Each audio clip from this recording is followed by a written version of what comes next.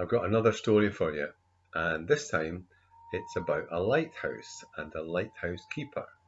Now, I'm not quite sure if you've seen this book or not, but I hope you'll enjoy this story. And maybe the next time you come down to see Granny and Grandpa, we can go out and see the lighthouse, which isn't far from here.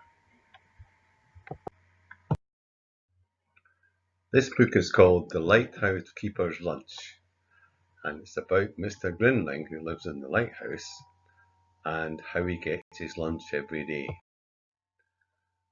Once there was a lighthouse keeper called Mr. Grinling. At night time he lived in a small cottage perched high on the cliffs, and you can just see the cottage up there with the roof. And in the daytime, if you look at the bottom of the picture, Zach, he rowed out to the lighthouse to do his work. And this meant cleaning and polishing the light so that the light could go round and all the ships could see the light and not crash into the rocks. Mr. Grinling was a very hard-working lighthouse keeper, and he did it in the rain when it was blowing a gale and the rain was down, or when it was sunny, and he would put on his shorts and he would get his mop out and clean the decking and then clean the light itself. Sometimes at night, when Mr. Grinling lay sleeping, and he's sleeping down in his bed there, and the cat's on his bed, he would hear the ships would toot, toot, toot, and they'd tell him that his light was shining very brightly, and it was very clear, and they wouldn't crash onto the rocks. Every morning, Mrs. Grinling made Mr. Grinling's lunch in the kitchen while Mr. Grinling was out polishing the light, and she made a beautiful lunch for him. Once she had prepared the lunch, she packed it into a basket and clipped it onto a wire, and that ran from the little white cottage to the lighthouse on the rocks.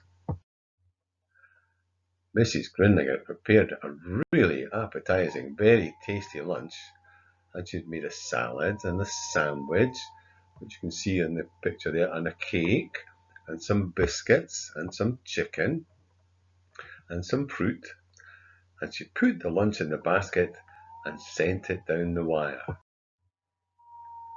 But the lunch did not arrive with Mr. Grinling. It was spotted by 3 scavenging seagulls, and they set upon it with great gusto, and Mr.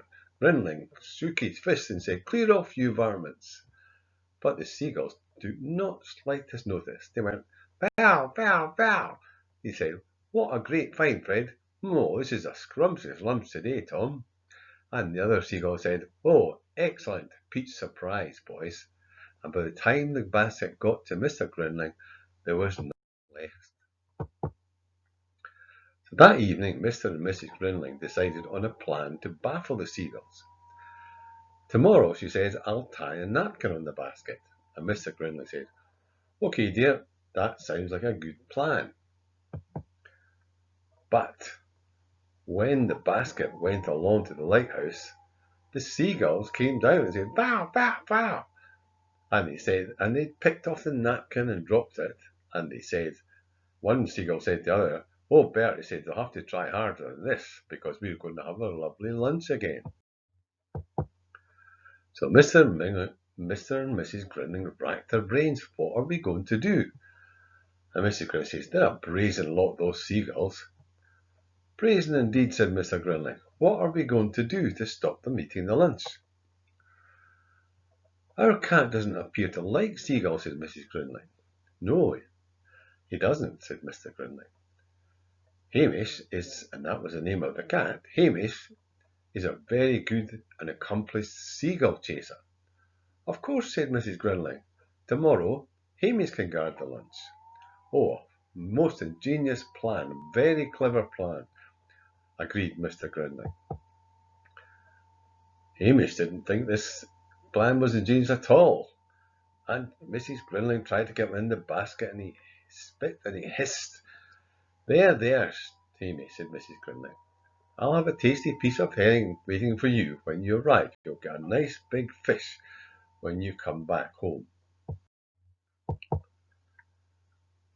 Sadly, Flying in the Basket did not agree with Hamish, and his fur stood on end when the basket swayed and his whiskers drooped, and he peered down at the wet blue sea, and he felt very, very sick, and he even didn't notice the seagulls, let alone scare them away.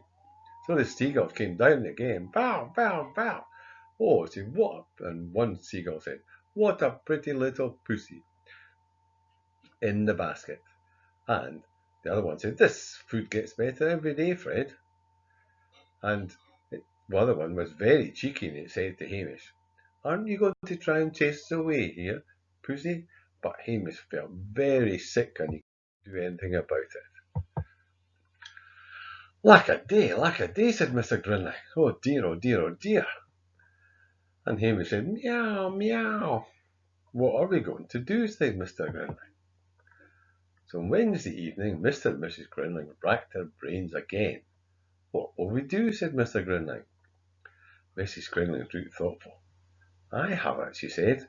"Just the mixture for hungry seagulls." "What are you going to put in them?" said Mr. Grinling. "Wait and see," said Mrs. Grinling. "Just wait and see until tomorrow." "Mustard sandwiches," chuckled Mr. Grinling.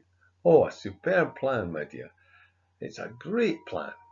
Mustard on sandwiches is horrible, and it's yucky, and nobody will like that, not even the seagull." So the next day, on Thursday morning, Mrs. Grinling carefully packed the sandwiches and the mustard sandwiches in the basket and sent them off down the wire where the seagulls were waiting. "Yuck!" "Ack! Yeah! Ugh! Ugh! Horrible sandwiches!" And the seagulls took one bite and they dropped them and they flew off. So on Saturday, up in the little white cottage on the cliffs, Mrs. Grinling was very happy. So she put away the mustard on the shelf just behind her head that says mustard. And she made a scrumptious lunch for Mr. Grinling. When he waited for his lunch down in the lighthouse in the rocks, Mr. Grinling got out his telescope and looked through to see what he could see on the outside. And when he looked, he saw a fisherman in a boat, and the three seagulls were going in the fisherman's lunchbox. And one seagull said, "No mustard on this lot, Tom. It's lovely," he said. And he said, "Right, we're going to come back here again tomorrow, and we're never going to go and get that basket." "Oh well," said Mr. Grinling, "such is life. And I'm enjoying a very happy lunch and a very tasty lunch. And you can see he's got his cakes and his fruit and his chicken and his drink sitting on there. So he was a happy, light